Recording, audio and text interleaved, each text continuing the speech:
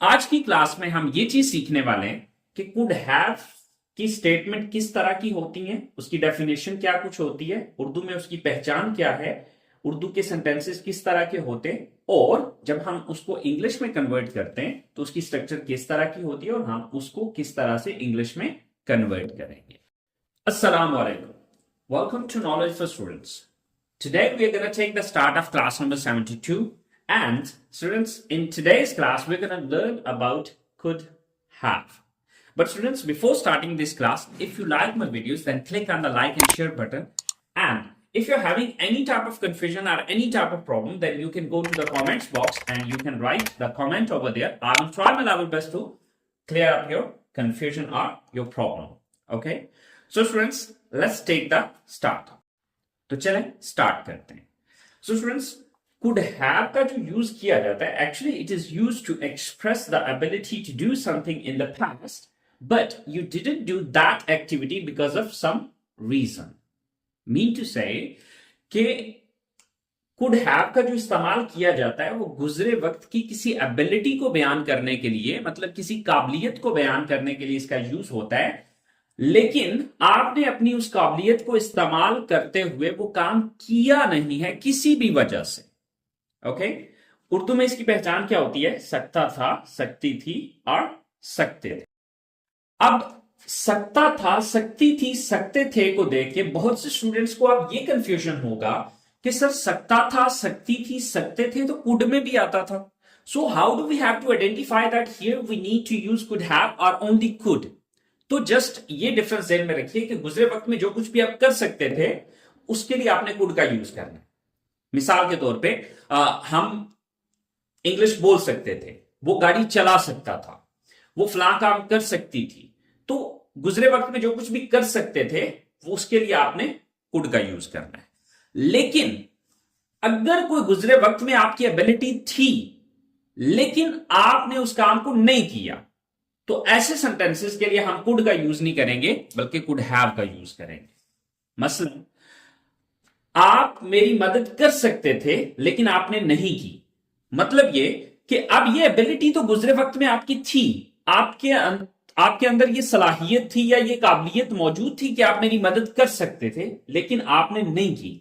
आप वो किस वजह से नहीं की, किसी भी रीजन की वजह से नहीं की, वो यहां पर हमने एक्सप्लेन नहीं किया हुआ, लेकिन आपने नहीं किया। ठीक है, वो इम्तिहान पास कर सकती थी लेकिन उसने कोशिश नहीं की। तो मतलब ये कि उसकी एबिलिटी थी, उसके अंदर इतनी पावर थी कि वो ये काम कर सकती थी, इम्तिहान को पास कर सकती थी, लेकिन उसने कोशिश ही नहीं की।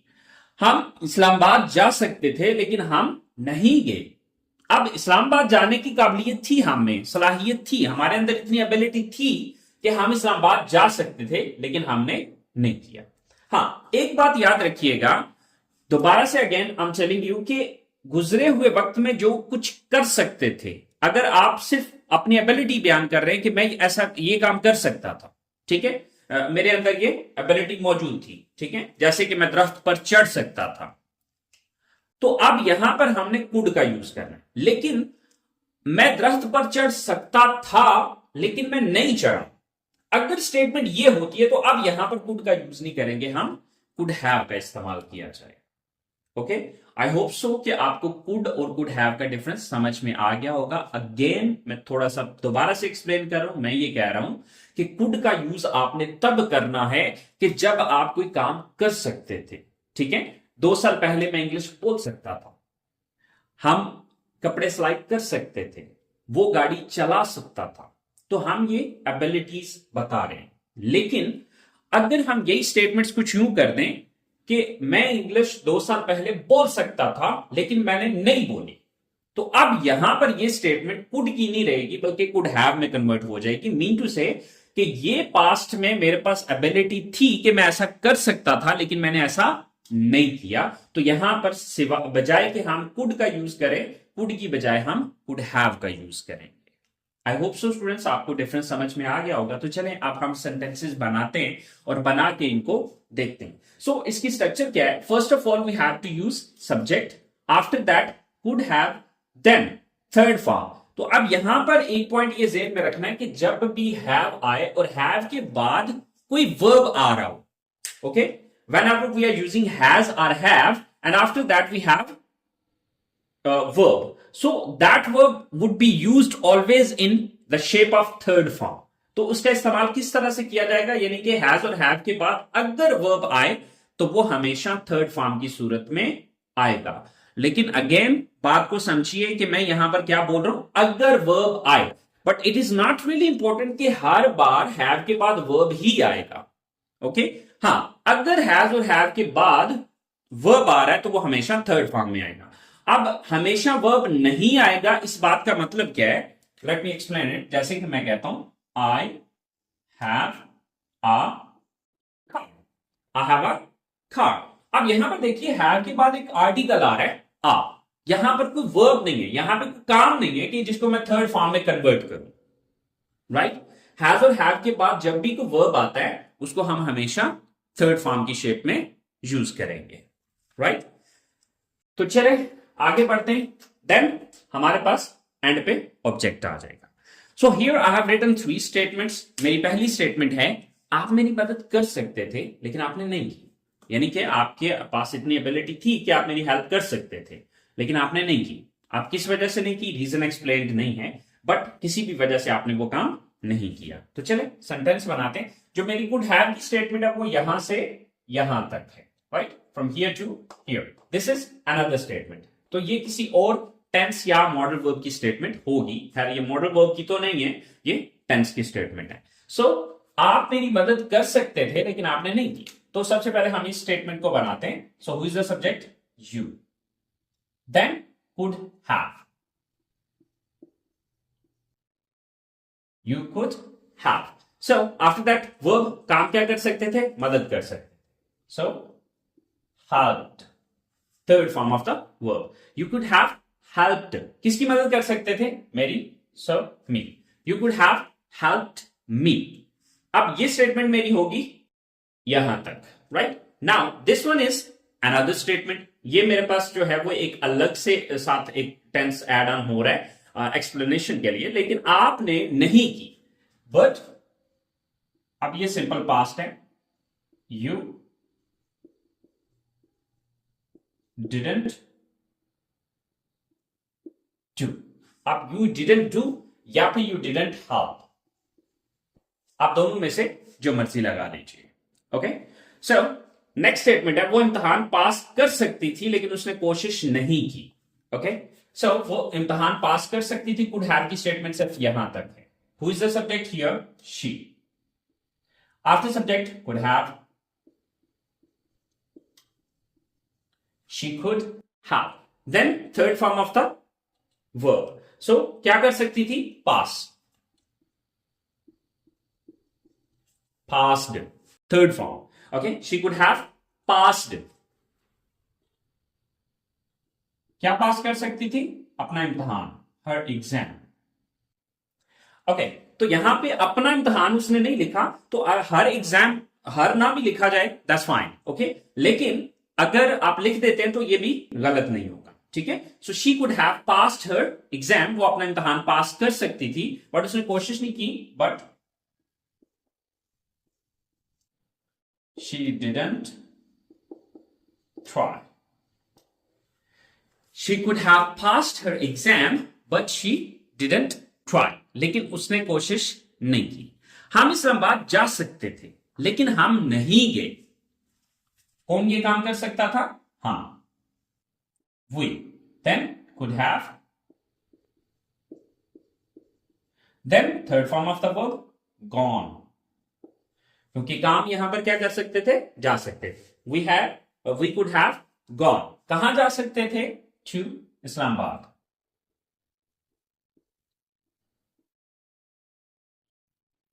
लेकिन हम नहीं गए, बट वी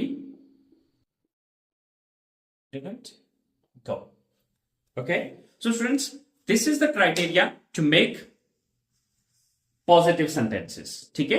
तो जब भी आपने कुड हैव का इस्तेमाल करना होगा तो आप उस तरह की एक्टिविटी के लिए इस्तेमाल करेंगे जो एबिलिटी आप रखते थे लेकिन एबिलिटी होने के बावजूद आपने उस काम को नहीं किया।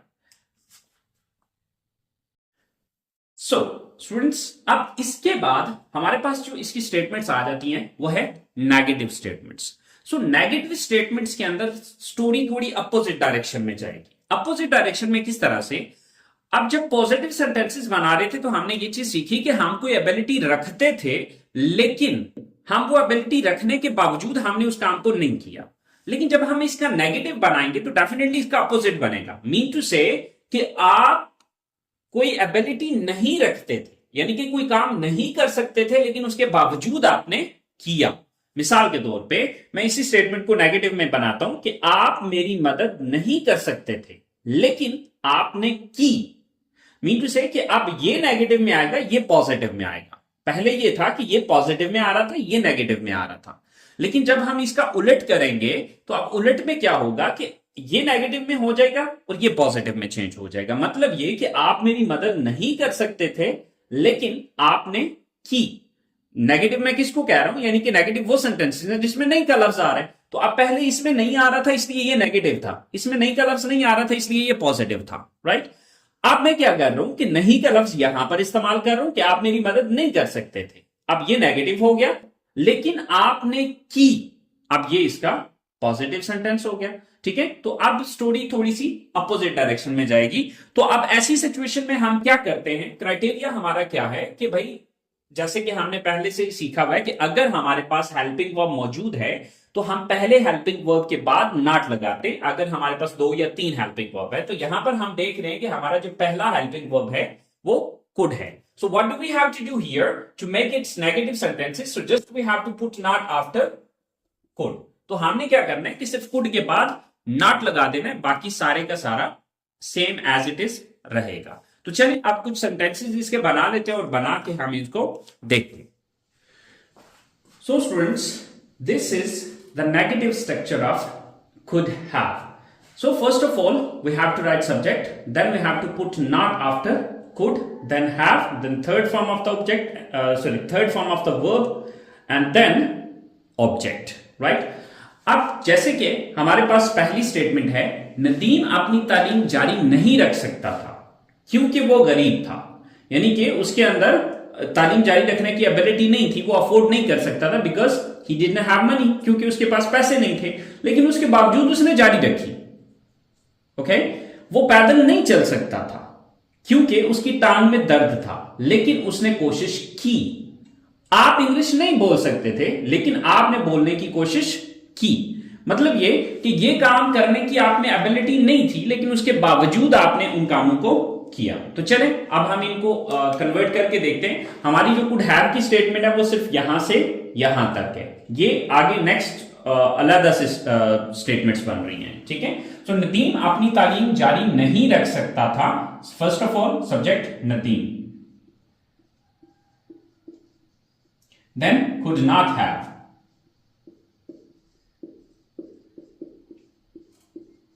नदीम कुड नॉट हैव, क्या नहीं कर सकता था? जारी नहीं रख सकता था, continued. Nadeem could not have continued, क्या जारी नहीं रख सकता था? अपनी तालीम, his education. Nadeem could not have continued his education. Nadeem अपनी तालीम जारी नहीं रख सकता था क्योंकि वो गरीब था, because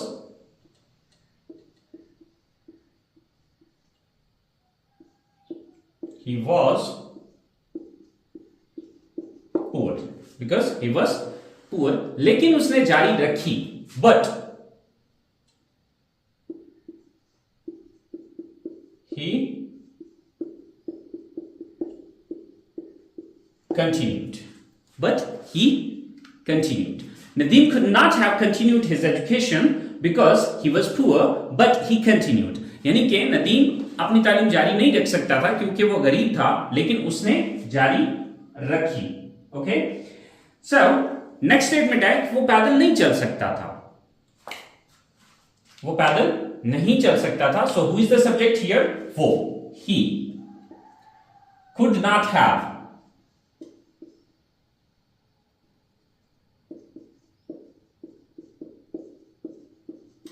क्या नहीं कर सकता था? वॉक, पैदल नहीं चल सकता था, walked, he could not have walked, क्योंकि उसकी टांग में दर्द था, because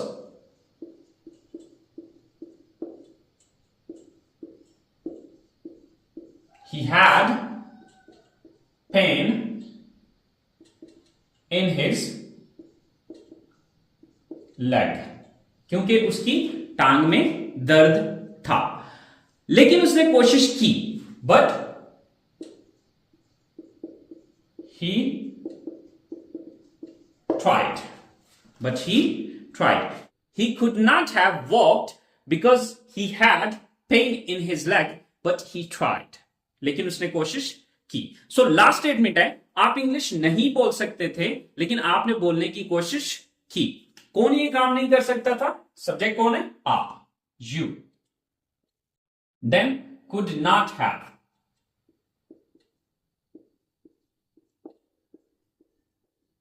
then third form of the verb, क्या नहीं कर सकते थे? बोल सकते थे,